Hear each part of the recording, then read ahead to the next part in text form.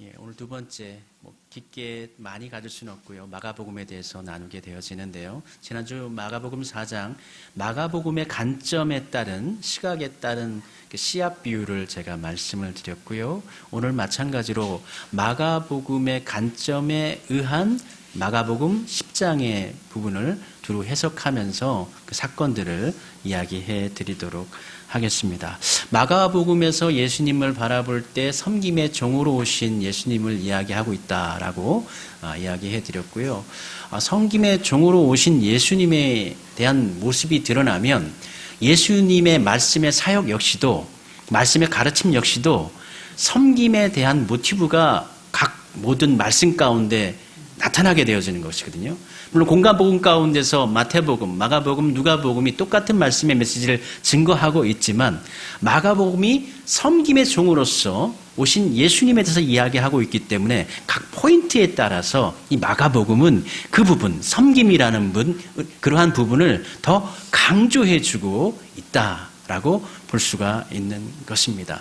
그러한 부분에 있어서 대부분의 당시, 예수님 당시의 유대 사람들은 예수님이 오시면, 메시아가 오시면 그분은 왕으로 오시는 분이시고 정치적인 지도자로 오시는 것이고 군대를 이끄는 지휘관으로 오셔서 승리하게 하시고 큰 나라를 세우시고 강대한 국가를 이루어서 다윗과 같은 아주 강력한 전제 국가를, 또 그리고 이스라엘 민족에게는 혈연적으로 이스라엘 민족이면 모두가 그 나라에 참여할 수 있고 구원받을 수 있는 그러한 나라를 세워주실 것이다 라는 그러한 메시아관을 당시 시대의 사람들이 가지고 있었는데 마가복음에서 오신 메시아는 섬김의 종, 그러니까 조금은 당시에 가지고 있는 유대인들이 가지고 있던 생각하고는 좀 다른, 반비례하는 모습을 보여주고 있다라고 볼 수가 있는 것이죠. 그러나 당시에 유대인들이 가지고 있던 이러한 개념들은 성경, 구약성경에 의해서 기록하고 있는 말씀이 아니라 그들이 만들어낸 것이다. 특별히 그들이 갖고 있던 시오네즘에 의해서 당시에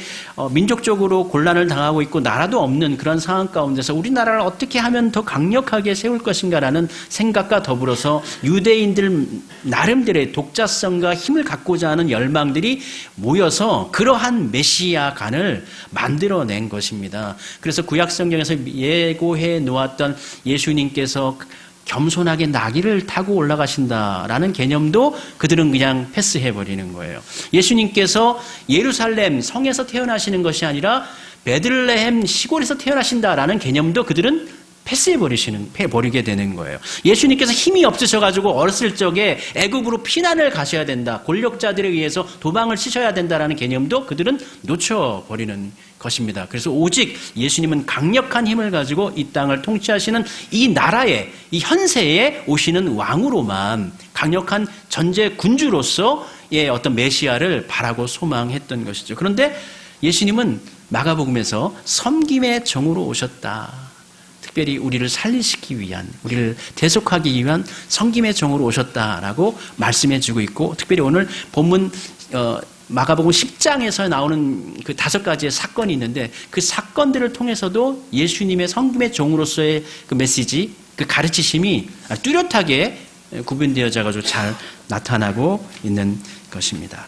10장 9장까지는 갈릴리에서 예수님께서 사역하시다가 이제 10장부터는 예루살렘으로 이제 십자가를 짊어지기 위해서 올라가는 길 가운데 그 올라가면서 쭉 예루살렘으로 이렇게 위로 이제 가나안 본토 쪽으로 가시다가 예수님께서 왜 그런지 모르겠는데 요단강 건너 쪽으로 가셨어요. 그러니까 지금으로 말하면 요르단이라는 나라죠. 그 요르단이라는 나라 쪽으로 가셨어요. 그 나라로 가셔가지고 이제 다시금 이제 예루살렘으로 이렇게 돌아오셔야 돼요. 요단강 건너고 돌아오셔야 되는데 거기 그 지역은 당시에 헤롯 안디바가 다스리고 있는 그러한 영역이었습니다. 근데 이 안디바가 다스리고 있는 이 시대에 문제가 있었는데 큰 사건이 하나 있었죠. 세례 요한이 죽는 사건이 있어요. 세례 요한이 그 헤롯 안디바가 헤로디아를 아내로 동생인 이 헤롯 빌립의 아내를 권력 싸움을 하다가, 영역 싸움을 하다가 빌립이 영역을 포함하는 땅까지 다스리기 위해서 헤로디아와 결혼을 하게 되죠. 물론 그 전에 결혼을 했었는데 이혼을 해버려요. 강제로 이혼해버리고 새로 결혼을 하죠. 그것에 대해서 세례 요한이 비판을 하고 그것 때문에 세례 요한이 죽임을 당하게 되어지는 그 사건이 바로 이 요단강 건너편의 땅에서 있었던 것입니다. 그런데 이 땅에서 예수님이 그 땅으로 들어가자 이 바리새인들이 예수님께 질문을 던져요. 이혼 문제에 대해서 질문을 던집니다. 여기에는 함정이 있다고 볼 수가 있겠죠. 이 이혼에 대해서 언급했기 때문에 세례 요한이 죽임을 당한 그 지역이거든요. 그 지역에 예수님께 이혼의 문제를 이야기하면 자칫 잘못하면 예수님도 함정에 빠져가지고 죽임을 당할 수 있는 그러한 상황인데, 그러한 요소를 가지고 이 바리새인들이 이 이혼에 대한 질문을 하는 거예요. 이혼하는 것이 옳습니까? 옳지 않습니까? 예수님께서 답하시죠. 성경에는 어떻게 기록되어져 있냐? 신명기의 말씀에 기록되어져 있지 않습니까? 모세가 이혼 증서를 써가지고 내보내주면 그럼 이혼해도 된다라고 되어져 있습니다. 라고 이렇게 말씀을 하는 것이죠. 그때 그러면 그 율법대로 이혼을 그냥 증서만 써가지고 주면은 괜찮은 것이냐? 그럼 예수님은 새로운 이혼에 대한 개념을 말씀을 하십니다. 당시에 왜 이혼에 대해서 이렇게 얘기하냐면, 당시에 이혼을 하면 여성들은 사회적으로 일을 할 수가 없기 때문에 그냥 굶주리며 가난하게 살 수밖에 없는 처지예요. 그래서 어떻게 하든지 간에 이혼을 하지 않는 것이 좋습니다. 여성의 입장에 있어서는. 그런데 남자들이 이혼을 해버리고 나면은 난 새로운 사람 만날 거야 라고 해버리면 여자의 삶은 너무 귀구해져 버리는 것이죠. 그런데 이혼 증서를 써가지고 그것을 행정적으로 완료시키면 이혼을 해도 된다고 하니까, 그러니까 그렇게 하면 되지 않느냐, 이 문제에 대해서 이야기하는 것입니다. 모세는 이혼 증서를 써주어 내어버리기를 허락하였습니다 라고 신명기 24장에서 그들이 이야기를 합니다. 이때 예수님께서 모세가 그렇게 한 거는 너희들이 완악하기 때문에, 사람이 완악하기 때문에, 악하기 때문에 어쩔 수 없이 이혼 증서 써가지고 이혼하도록 허락은 했지만, 본래 하나님의 뜻은, 하나님 창조의 뜻은 무엇이냐? 둘이 한 몸이 되어져 가지고 나뉘어질 수가 없는 것이다. 그게 원래 하나님의 뜻이다. 그래서 예수님은 본래의 결혼 규범과 모세의 이혼 증서를 대조시키면서 어느 한쪽을 사실은 폐기한 게 아니에요. 모세의 이혼 증서 쓰는 거 그거 잘못된 것이다라고 이야기하지 않습니다. 그럼 뭐냐? 원래 하나님의 뜻과 현실적인 실존의 문제예요. 현실에 사람이 살아가다 보면 별일이 다 일어나잖아요. 갖가지의 일이 일어나는데 그 현실의 문제를 도외시할 수는 없다는 거예요. 그러하기 때문에 모세가 어쩔 수 없이 이혼 증서라는 행정적인 절차, 좀 더 까다로운 절차를 통해서 이혼이라는 제도를 어렵게 만들어버린 거예요. 하지 못하도록 이혼이라는 것을 공표해야 되고 모든 사람들에게 행정적으로 알려야 되는 상황이 되기 때문에 쉽게 감정적으로 할 수 없게 만들어버린 거예요. 그렇지만 하나님의 원래 뜻은 둘이 나뉘어지는 게 아니다. 한 몸이 되는 것이다. 하나님의 원래 의도하심과 사람의 어떤 실패, 이 사이에서 예수님께서 모두를, 그러니까 모세 율법을 기존 것을 폐기시키면서 하나님의 것을 따르면서 무조건 이혼 안 돼! 이러한 개념으로 말한 것이 아니라 원래 하나님의 뜻을 이야기하시고, 그러나 우리의 완악한 현실 문제, 이 문제에 대해서도 인정해 주시는 방안으로 이야기해 주신 것이죠. 그래서 첫 번째, 이혼이라는 문제를 통해서 예수님께서 당시에 여성들이 당하는 억압이라든지 어려움에 대해서 본래 하나님의 의도는 이런 것이다 라는 새로운 개념을 바리새인들과 주변 사람들에게 알려주고 계신 것이죠. 이어지는 본문이 13절부터 유아 축복의 문제가 이어지게 되어집니다. 10장 위에 보면 사람들이 아이를 데리고 와. 여기서 사람들은 아마 남자는 아닐 거예요. 아마 여자들이 아이를 품고 데리고 왔을 확률이 상당히 높을 겁니다. 그 아이를 어떻게 해요? 엄마는 어떻게 해요? 우리 아이가 좀 잘 자라기를 축복해 주시기를 바라고 아이를 안고 오는데, 당시의 사람들은 아이들을 무시했거든요. 당시의 사람들은 여성들을 무시했던 것처럼 마찬가지로 아이들을 무시했어요. 제자들을, 이 아이를 안고 축복해 주십사 하고 다가오는 이 아이들을 제자들이 오지 못하게 했습니다. 허락하지 않았어요. 물러가게 했어요. 예수님께 다가오지 못하게 했습니다. 그러니까 예수님이 그 모습을 보시고 난 다음에 분이 여기시고, 화를 냈다는 거예요. 아이들이 내게 오는 것을 막는 제자들에게 화를 냈다는 거예요. 예수님의 성향을 드러내고 있는 것이죠. 그러면서 예수님께서 14절에 이렇게 말씀하십니다. 어린 아이들이 내게 오는 것을 용납하고 금하지 말라. 하나님의 나라가 이런 자의 것이니라. 그리고 이어져 15절에 보면 누구든지 하나님의 나라를 어린아이와 같이 받들지 않는 자는 결단코 들어가지 못하리라 하시면서 아이들을 품에 안으시고 그 아이를 안수하시고 축복해 주십니다. 이 아이와 같지 않으면 결단코 하나님의 나라에 들어갈 수가 없다. 그러니까 제자들은 이 아이들은 무시하는 대상이에요. 당시의 사람들은 아이는 그렇게 큰 의미를 가지고 있지 않은 존재들입니다. 그런데 예수님은 그 반대로 이 아이와 같아야만 하늘나라에서 큰 사람이 될 수 있다. 그리고 하늘나라에 들어갈 수 있다.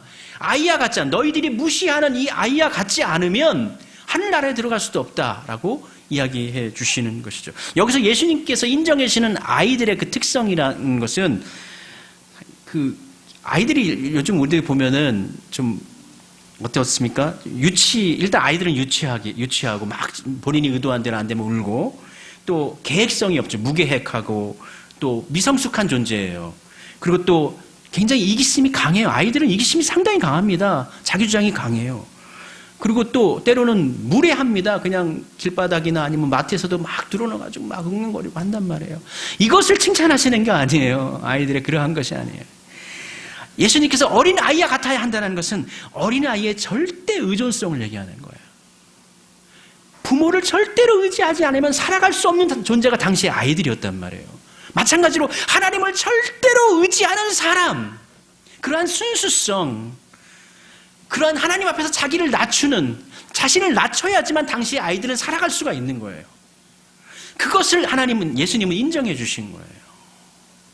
그래서 당시에 제자들과 당시의 대부분의 사람들은 여성들과 또 아이들을 무시했고 또 그들의 권리를 그렇게 인정해 주지 않았어요. 그러나 예수님은 오히려 그 반대죠. 그들의 고난을 인정해 주고 또 오히려 그와 같아야지만 하나님 나라에 들어갈 수 있다라고 도리어서 이야기해 주십니다. 이어서 새로운 사람이 또 등장해지는데 다 10장에 있는 이야기입니다. 10장에 한 간원이 나옵니다. 이 사람은 간원이었고 또 그리고 젊은 사람이었고 부유한 사람이었죠.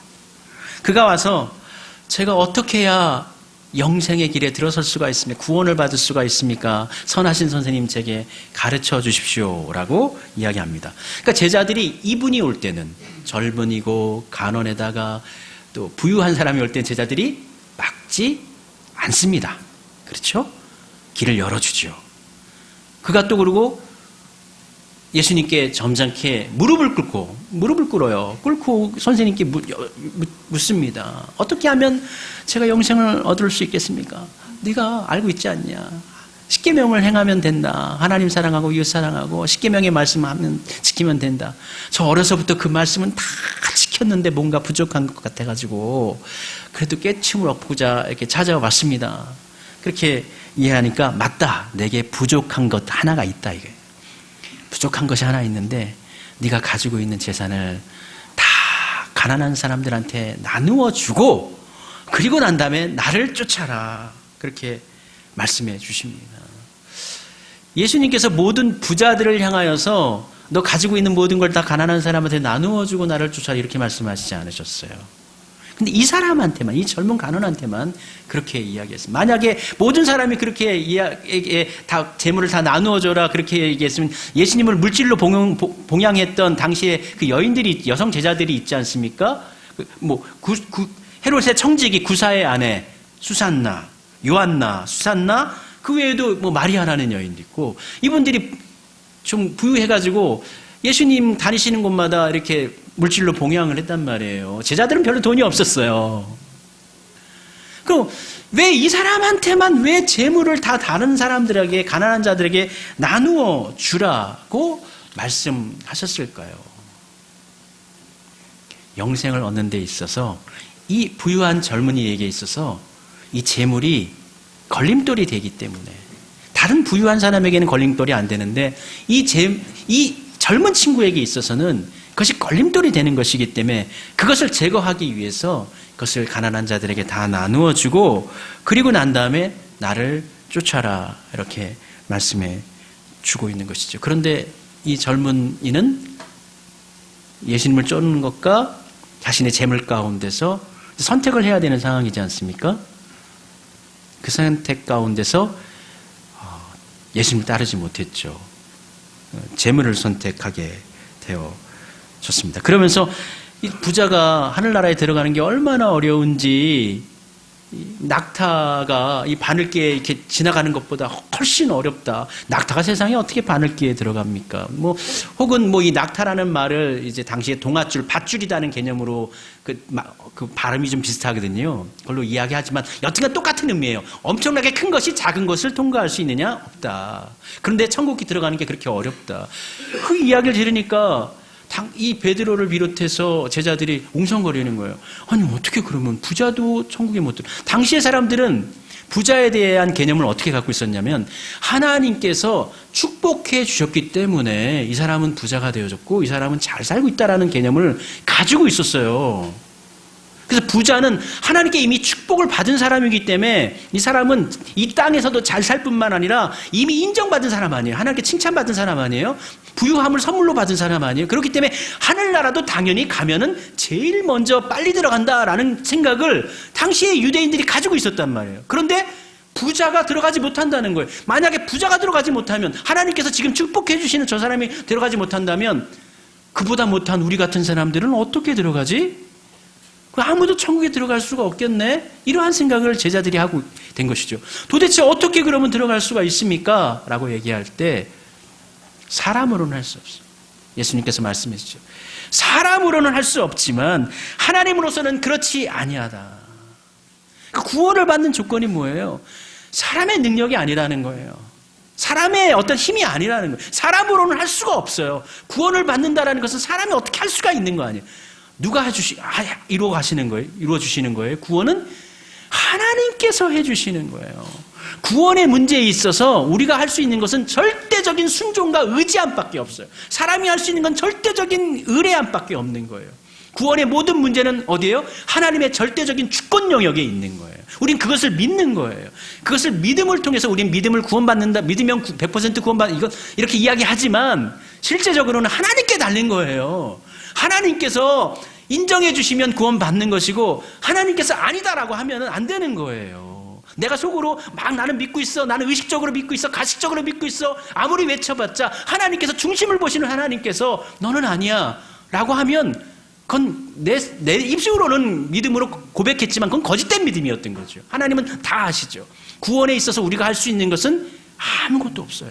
우리는 절대적으로 하나님을 신뢰하고 따르는 것 외에는 없어요. 나머지는 어떻게 해요? 하나님의 절대적인 능력 안에서 하나님의 은혜 안에서 우리를 이루어 가신다는, 사람으로는 할 수 없지만 하나님으로는 할 수 있다. 생각해 보세요. 바늘귀에 어떻게 나귀가 들어갑니까? 낙타가 들어갑니까? 사람으로는 할 수 없는 영역인 거예요. 당시의 사람들은 부자는 당연히 우리보다 뛰어난 사람이고 하나님께 축복받은 사람이니까 당연히 천국에 들어가면 가장 먼저 들어가지, 우리보다 먼저 들어가지 그랬는데 예수님에게서는 그게 아니었던 거예요. 그리고 당시에 일반적인 당시에 유대인들이 가지고 있던 세계가적 관점이나 어떤 부에 대한 관점이나 인식에 대한 구원의 관점이 요즘 세상 사람들, 현대인들의 세계 관하고 똑같아요. 물질 축복받으면 하나님이 축복해 주신 거기에 하나님도 사랑하시는 것이다. 그리고 또 힘이 있는 사람, 남성에 비해서 힘이 있는 여성에 비해서 힘이 있는 남성, 또 권력을 가지고 있는 남성, 아이들보다는 능력이 있는 사람, 이러한 사람이 더 인정받는다. 하나님께 인정받은 것이다 라고 생각했는데 예수님은 어떻게 해요? 거꾸로. 예수님은 이 땅에 어떤 분으로요? 섬김의 정으로 오신 분이시기 때문에 그 개념이 계속 이어지는 것입니다. 그리고 난 후에 베드로가 저 사람들은요, 저렇게 부자는 다 버리고 따르지 못했지만 저희는 따르지 않았습니까, 예수님? 저희는 가지고 있는 거 다 버리고 배도 버리고 다 가족도 놔두고 지금 다 예수님 쫓아오지 않았습니까? 하니까 예수님께 칭찬받기 위해서 말하는 거잖아요. 그러니까 예수님께 인정해 주세요. 참 잘했다. 금세에 있어 그런 자들에게 집과 형제와 자매와 모친과 자식과 진토를 100배나 받되 핍박을 겸하여 받고 내세에 영생을 받지 못할 자가 없느니라. 이 땅 가운데서도 핍박도 있지만 축복을 받고 뿐만 아니라 영생을 못 받을 자가 너희들을 다 나를 따랐으니까 저는 따르지 못했지만 부유한 청년은 따르지 못했지만 너는 따랐기 때문에 영생을 겸하여 받는다라고 이야기하시지만 그 말을 할 때 베드로의 마음을 예수님은 통찰한 거예요. 깨뜨려 보신 거예요. 아, 얘 베드로가 지금 자신이 이제 따랐다고 이제 잘난 체 하는구나. 그걸 예수님께서 바로 캐치하신 거예요. 그래서 예수님께서 답하시는데 31절에 이렇게 이야기하는데요. 먼저 된 자로서 나중되고 나중된 자로서 먼저 될 자가 많으니라. 경고하시는 거예요. 그렇게 따랐다고 잘난 체 하지 말라는 거예요. 먼저 됐어? 꼴등될 수 있어. 오히려 나중된 사람이 먼저 될 수 있어. 씨앗 비유에서도요. 마가복음은요. 작았다가 커지는 거예요. 30배, 60배, 100배예요. 마태복음은 어떻게 거꾸로요? 100배, 60배, 30배 되잖아요. 어떤 게 더 좋습니까? 30배에서 60배 되고 60배에서 100배 되는 게 좋잖아요. 어떤 게 좋습니까? 먼저 됐다가 나중에 꼴찌 되는 게 좋아요. 꼴찌였다가 나중에 1등 되는 게 좋습니까? 뒤게 좋지 않습니까? 후자가 좋지 않습니까? 그래서 마가복음에 있어서 굉장히 큰 요절이 바로 요 31절의 말씀이에요. 먼저 된 자가 나중되고 나중된 자가 먼저 될 수 있다. 이어지는 본문 가운데 이 제자 2명이 또 먼저 된 자가 나중되고 나중된 자가 먼저 된다 이 말씀까지 들었는데 또 그 이에 이어서 예수님께서 이제 십자가를 짊어지고 올라가신다는 말씀을 또 하셔요. 겸하여서. 근데 또 제자들 2명 야고보와 요한이 청탁을 하죠. 예수님께서 예루살렘에 올라가시면 거기서 이제 다윗의 왕위를 이어서 왕자에 오르실 것인데 이런 생각을 갖고 있는 것이죠. 저희 형제 중 한 사람은 우편에 한 사람은 좌편에서 이 나라를 통치할 수 있도록 해 주십시오라고 이야기합니다. 이 이야기를 들으니까 제자들이 서로 그냥 막 화가 나는 것이죠. 이 10장 전에도요. 그 9장에서도요. 누가 크냐, 서로 누가 더 크냐, 그 싸움을 9장에서도 했었거든요. 그때 예수님께서 아이 데려다 놓고 이 아이야 같아가 천국에서 가장 큰 자다라고 9장에서 또 그렇게 말씀하셨었는데 지금 그 일이 반복되어지는 것입니다. 근데 야고보와 요한은 예수님이 가시는 길을 이해하지 못하고 예수님은 지금 어떻게 해요? 예루살렘 올라가는 가운데 이제 고난을 염두하고 나아가고 계시는데 야고보와 요한은 영광을 바라보고 있어요. 관점이 틀려요. 관점이 틀립니다. 예수님은 죽기까지 낮아지심으로 더할 나위 없는 높은 곳으로 지금 낮아지심을 통해서 하나님의 뜻을 이루는 자리까지 나아가는 방향으로 예루살렘에 올라가고 계시는데 야고보와 요한은 이것을 모르고 예수님께서 말씀하시는 내 잔과 세례를 받을 수 있느냐 할 때 그게 영광의 자리인 줄 알고 받을 수 있습니다. 근데 사실은 그것은 고난의 잔이었지 않습니까?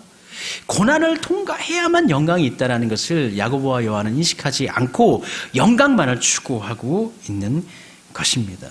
이들뿐만 아니죠. 야고보와 요한뿐만 아니라 제자들 모두가 다 똑같은 사람들이었습니다. 그때 예수님께서 말씀하시죠. 너희 중에 으뜸이 되고자 하는 자는 너희들의 섬기는 자가 되어야 되고 오히려 종이 되는 자가 가장 큰 자가 된다라고 말씀해주고 있죠. 이건 역시 또 마가복음에서 굉장히 중요한 요절에 해당이 되어집니다. 당시의 신앙적인 통념, 사회적인 통념은 뭐예요? 높은 자, 권세 있는 자, 능력 있는 자가 하나님께 축복받은 사람이요 인정받은 자다라는 개념을 당시에 갖고 있었다고요. 그런데 예수님은 반대예요. 오히려 어떻게 해요? 너희 중에 낮아져서 섬기는 자가 높은 자가 되고 섬기는 자 중에서도 종과 같이 되는 자가 가장 높은 자가 된다.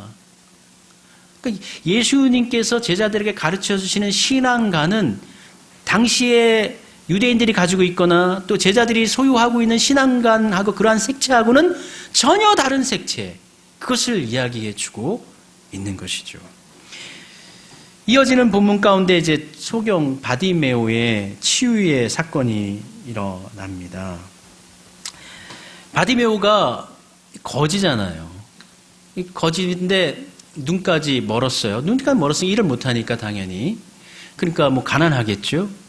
그러면 제자들은 어떻게 할까요? 바디메오가 예수님 저를 살려 다윗의 자손이여 저를 구원하소서 저를 불쌍히 여기소서라고 막 외칠 때에 예수님께 나아오려고 할 때 뭐 눈이 보여야지 예수님이 어디 있을까 이제 알 거 아닙니까? 그러니까 막 예수님을 만나야 되겠다라는 간절함은 있으니까 일어나가지고 막 왔다 갔다 할 거예요. 이쿵 저리쿵 이 사람 저 사람 붙잡고 얘기할 것이고 부딪히기도 할 것이에요. 그 소란스러웠겠죠. 그때 제자들은 어떻게 했을까요? 당연히 바디메오가 예수님께로 나아갈 수도 길을 열어줬을까요? 안내해 줬을까요? 아니죠. 제자들은 막습니다. 당시 제자들이 가지고 있는 생각은 그런 거예요. 가난한 사람, 병든 사람, 약한 사람, 여인네들, 아이들 이러한 사람들은 하나님에게 있어서 그렇게 축복받지 못한 사람들이다. 이러한 개념을 제자들이 갖고 있기 때문에 예수님 이 바디메오가 나오는 것을 꾸짖어가지고 소리치지 못하게 하고요. 예수님께 오는 것을 방해하고 막습니다. 아이가 오는 것을 방해했던 것처럼. 그러니까 제자들의 생각과 삶이 고쳐지지 않는 거예요. 사실 제자들은 몰랐어요. 이때까지도 몰랐고요. 예수님이 돌아가시고 난 다음에 부활하시고 난 다음에야 깨닫게 되는 것이죠. 예수님께서 바디메오가 이제 오는 거를 막지 말라고 이야기하시죠. 놀라운 것은 앞서 이야기한 바리새인들을 만났을 때에도 결혼 문제를 통해서 바리새인을 만났을 때에도 또 그리고 부유한 청년을 만났을 때에도 또 제자들이 찾아왔을 때에도 믿음에 대해서 이야기하잖아요. 예수님께서. 근데 놀라운 것은 이 바디메오에게 이야기할 때 병을 치유할 때 믿음이라는 것을 처음으로 언급하세요. 내 믿음이 너를 구원하였다. 내 믿음. 여기서 이 바디메오가 갖고 있는 너의 믿음이니까요. 바디메오가 갖고 있는 이 믿음은 무엇일까요? 예수님이 나를 분명히 눈뜨게 해주실 것이다. 내 장애를 없애주실 것이다. 라는 완벽하고 확실한 의존적인 믿음이었던 거예요. 그 믿음이 어떻게 해요? 너를 구원하였다. 라고 인정해 주십니다.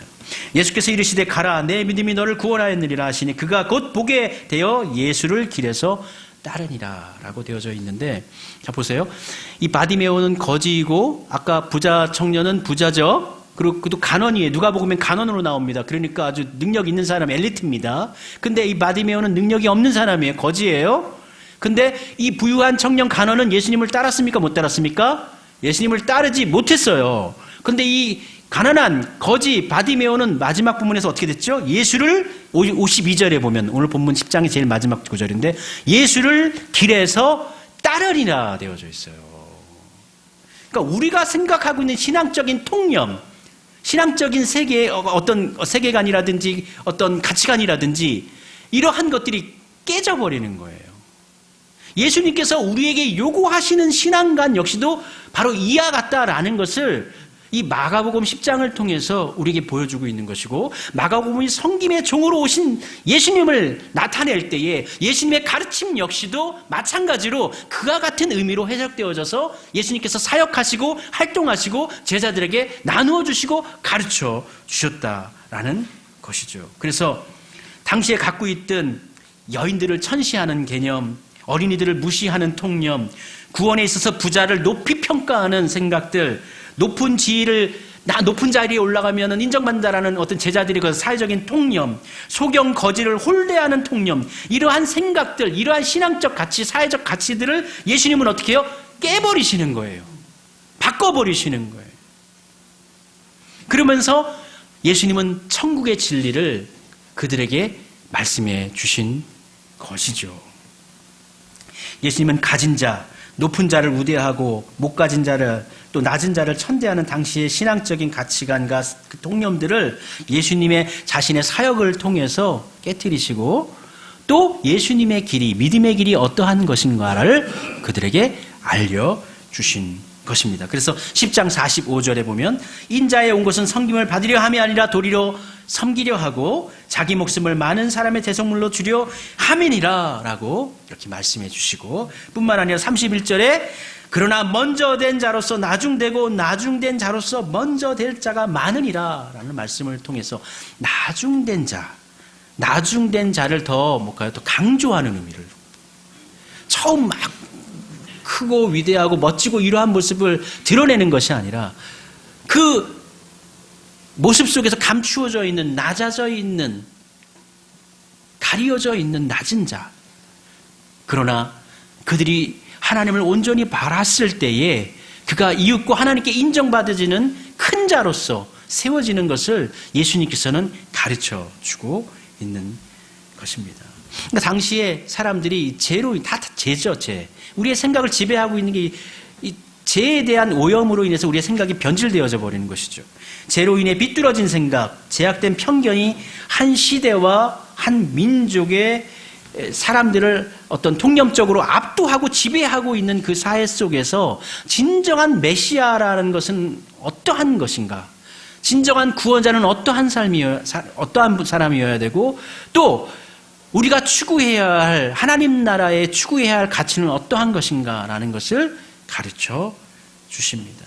그래서 예수님은 형식적으로 어쩔 수 없이 이 실존의 문제 앞에서 이제 이혼이라는 전제 조건을 부인하지는 않으시지만 하나님의 원래 뜻은 그런 것이 아니다. 끝까지 이 여인을 어떻게 해요? 돌보는 것. 하나가 되는 것. 내 몸을 어떻게 잘라낼 수 없잖아요. 돌보는 것. 그리고 또 천국은 어린아이와 같아야 하지만 하나님께 들어갈 수 있다는 것. 그리고 재물의 장애물을 제거하고 오직 재물을 의지하는 것이 아니라 하나님을 의지하는 절대적인 신뢰가 있어야 구원을 받을 수 있다는 진리.